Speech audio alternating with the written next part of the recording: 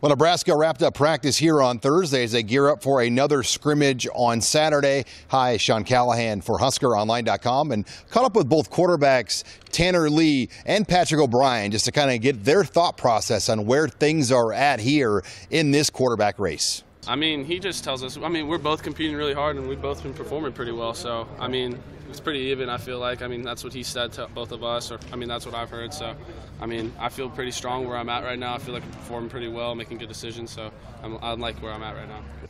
I don't know. I think it's just personally trying to put a bunch of good days together and have a good spring and just have a good practice after good practice and control what I can control for myself, and that's just really what I'm focused on. Offensive coordinator Danny Langsdorf also said that he feels like both quarterbacks have come a long way here in this competition over the spring. You see Patrick with a big, strong arm, able to make all the throws. I think that his ability to push the ball down the field is impressive. I think he's doing a nice job within our system and kind of getting through the reads and checking the ball down nicely.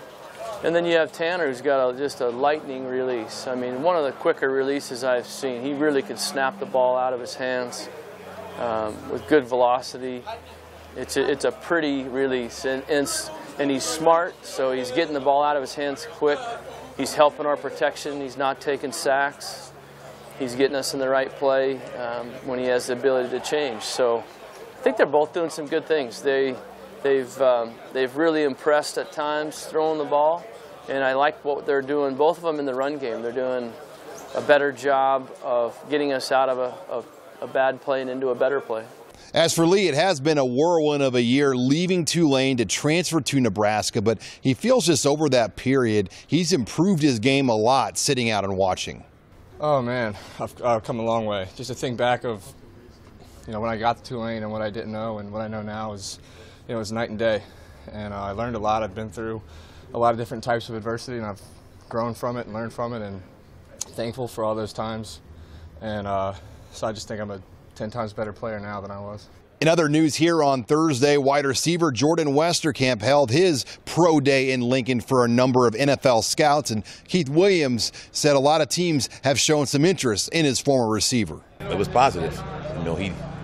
They know what he is. A lot, most of the time, the scouts know what you are in terms of your 40 and things of that nature.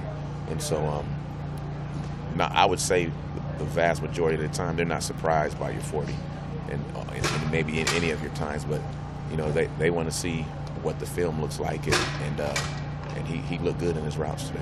Caught everything, so it was good. And finally, the running back competition appears to still be wide open as Trey Bryant, Mikael Wilbon, and Divino Zigbol all are battling it out here and hope to show more here in this next scrimmage for running backs coach Reggie Davis. Well, I thought we ran the ball all right. I'd like to see us run it better. We just have to continue to understand what our role is when our numbers are called. We got a few different guys that are getting opportunities.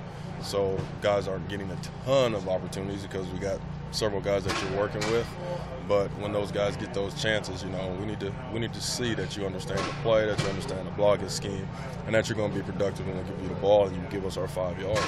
So we want to be able to do that and do a great job in protection and catching the ball. We ask them to do all those things and do them at a high level. In injury news here on Thursday, head coach Mike Riley confirmed that safety JoJo Doman suffered a knee injury that's going to keep him out for at least 6 months. He's in line, though, to use his red shirt that he did not use in 2016. A.J. Natter also had a knee injury that's going to keep him out for 6 months. The senior, though, has yet to determine if he plans to come back late in the season or he technically could go on medical scholarship. In other news on injuries, Brian Reimers, a wide receiver, suffered a knee injury as well on Tuesday, but his injury does not appear to be severe. With the Huskers here in Lincoln, I'm Sean Callahan of HuskerOnline.com.